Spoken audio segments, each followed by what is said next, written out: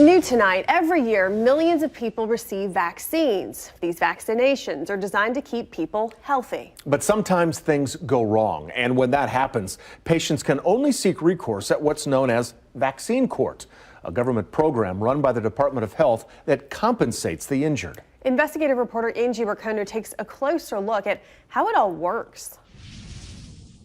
If you've never heard of vaccine court, you aren't alone. The Overland Park, Kansas man you are about to meet had a terrible response to a flu vaccine and even became paralyzed for a short period. Effie Kamara didn't know this government program even existed until he heard about it from his friends. Tonight, Effie is sharing his story about rebuilding his life and what he thinks about vaccines today. Effie Kamara is one of the nicest people you'll ever meet. He showed us his woodworking collection. Amazing bowls and creative projects that look one way, but another angle tells the full story. That's also the case with what happened to Effie, a man who was hospitalized, even paralyzed, and doctors searched for days for the reason why. Some of it was very painful, some was emotionally hard. In a matter of a week or so, he was totally unable to do anything by himself. From eating, going to the toilet, brushing teeth, talking, closing his eyes, almost he couldn't do anything. Oh, I didn't know what's going on. I felt that I'm getting more and more paralyzed, more things didn't work. Doctors diagnosed Effie with Guillain-Barré syndrome. That's a medical condition where your immune system attacks the nerves. It's incredibly rare. Scientists link the onset to infections and surgeries. It can also be a reaction to a vaccine. Effie had a flu shot 6 weeks before. His doctors say that flu shot triggered this rare response. Couldn't move my hands, couldn't do that.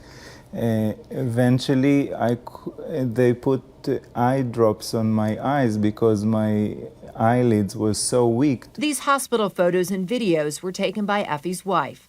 She began posting to family and friends what happened to her husband. Effie also had a stroke while recovering. It was weeks in the hospital and then months of recovery. Recovery was a good thing for me. It was inspiring. I don't know how to explain it. Effie credits his faith, family, and friends for all of their support. But it's pretty obvious his outlook played a part.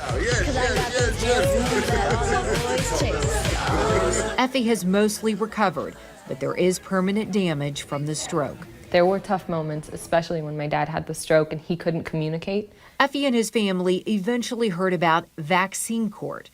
The real name is the Office of Special Masters of the U.S. Court of Federal Claims.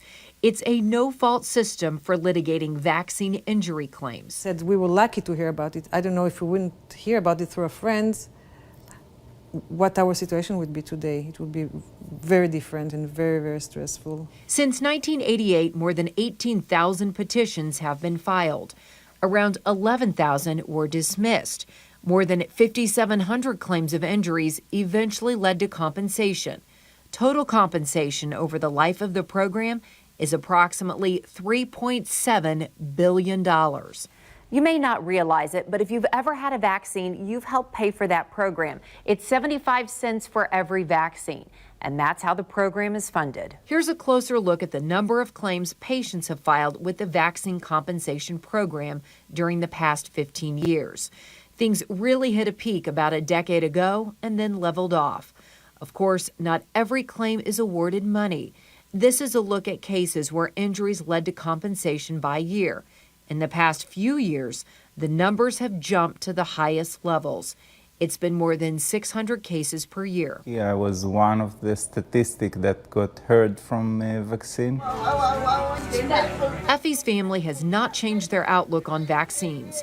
They are grateful for a streamlined government program which compensated them for an incredibly rare side effect. Everything in life has side effects, whether you get on the road and you might be in a car accident, or you take an Advil and it's bad for your liver. So you always have to know the good and the bad, and I think vaccines for society are really good. Effie's life is different today and a bit slower.